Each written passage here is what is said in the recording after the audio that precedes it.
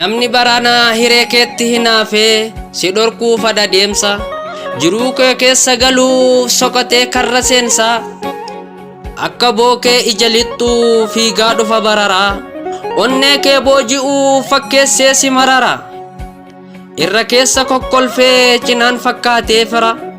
Duubaan qurxumsi gochuuf qopheessee kiyyoo shira. Arraba damma dibee mimmi'eeffatee afaan. Koodee fakkaatee dhufa malaan si ga'uuf lafaan. Jireenya kee keessatti qabaachifattee qooda. Erga sitti firoome siin amanamee booda. Aarii isaatu eegala inaaffaadhaan finiinu. Sabbata gootee hidhannaan jalqaba si ciniinu. Akka waan hireen kan kee darbee kan isaa ta'u.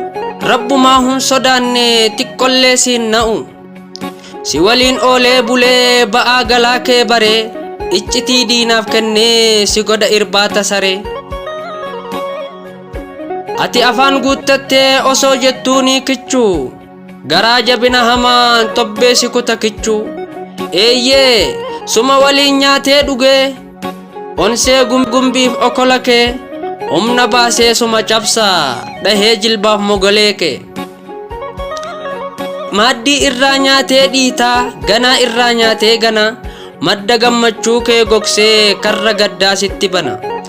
Nama baranaa eeggadhu otuma ta'eyyuu ana. Ilma namaa hin abdatinii kan garaan isaa dhukkuba. Osoo ati aannan obaastu inni abiddaan si guba. Waaqa tokkicha abdadhu isa si uumee tolche. Rakkina meeqa jalaa isumatu si oolche. Malee ilma namaatiif gadi hin jedhin gonkumaa. Uumaa keetti irkisi rakkina kee hundumaa. Ilma namaa kabajjee yoo baadhattees dugdatti. Boru simatti deebi'ee si komata namatti. Hanga ati of jaallattu caalaa kan si jaalatu.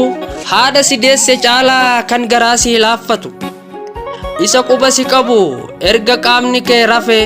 Waaqa tokkicha qofaa kan si dhaqqabu dafee. Ilmi namaa gaararraa kan garaan isaa bofaa. Kan yoomiyyuu hin jijjiiramne waaqa tokkicha qofa. Hunduu ni jijjiirama hiriyaan yeroo ammaa. Yoo ta'es inni qaata yeroodhaaf afaan dammaa. Lafaa fuudhee si baata. Utuu kam si jaalate firratti eegde garaatti. Gaafa rakkoo laallatee si dagata karaatti. Hundinuu yeroof dhuma akka shinii si dhiqaa. Si waliin dibbeetumaa haala ilaalee miliqa. Qabeenyaan si madaalee si guddisa akka arba. Dhibnaan garuu takkallee kuffisee sirra darba. Firri aanteef dhiigni kee hiriyaan keessi dheessu. Hin galuuf hiikni kee yeroof sitti fakkeessu. Kan ati dhugaa seetu hin ga'u hamma baalaa. Hin fedhu nagaa keetu afaaniin damma caala.